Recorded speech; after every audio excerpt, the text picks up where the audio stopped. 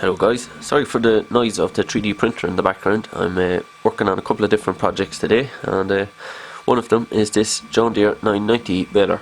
So what I'm going to try and do today is squeeze this battery in, program the Arduino, and test it out using the Massey.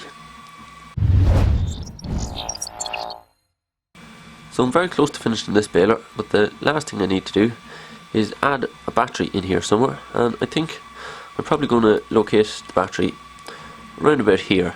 So the first thing I'll need to do is cut away this plastic and figure out how I'm going to fix this in place. Okay, well, I've 3D printed this little cover here for the battery, and that just holds it in place there, and it still lets our main cover drop down. So that works pretty perfectly. So now I have the wires for the battery here. I need to connect them to the microcontroller and then bring the wires out to the front where I can connect it to the tractor. So again, when you're cutting the ends off the batteries, don't cut through both wires at once or you'll short the battery out. So cut them one at a time.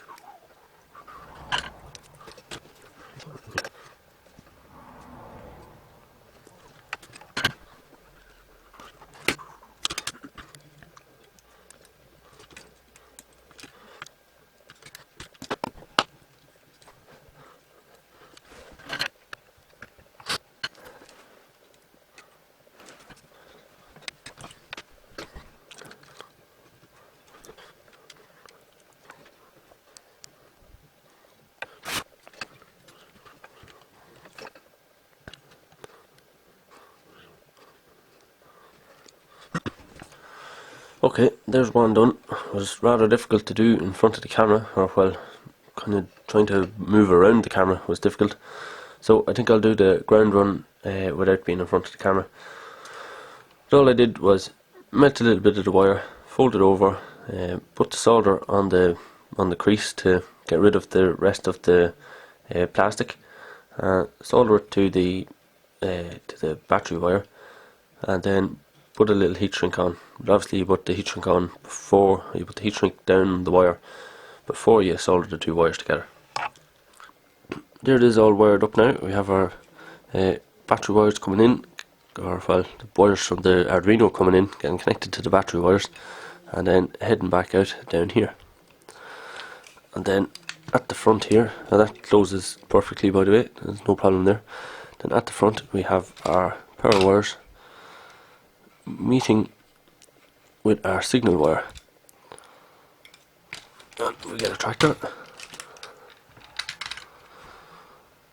That all just fits in where we want it.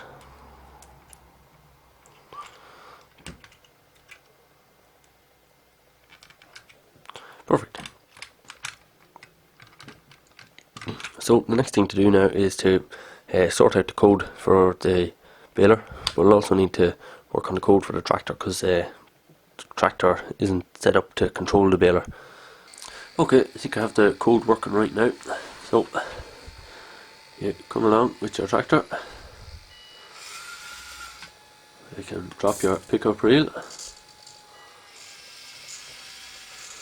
pick up some grass, drop your first bale, close back up again, drive around another wee bit, and drop your second bale, and close your door again. Take your pickup reel, and away you go. Then when you need to load up again, open up the side door, hit the switch to open the rear door, hit the switch, or put in the bale and hit the switch to lock the first bale in place, then your second bale, and close the door. Then when you drive away, go down your pickup reel again, do another little bit of baling and drop your first bale,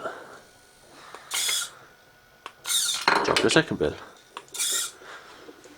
So that's how the baler works.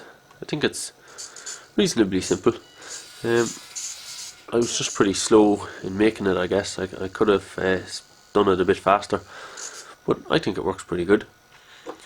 Now all I need is the wrapper working, and I'd have a proper fleet of things for baling. Well, that's the 990 baler build finished, and if you liked that video, please share it and hit the like button and all that stuff. If you have any comments or any suggestions on the build or how it can be improved, anything like that, I don't think I'm going to add the lights. I think I'm pretty happy with it the way it is, and I think if I start adding wires everywhere, I'll kind of make a mess of how tidy the doors go down. But I think it's good. It looks good behind this John Deere, I think. So if you've any comments on the build, let me know either in the forum or below the video, and that's pretty much everything. So thanks very much for watching.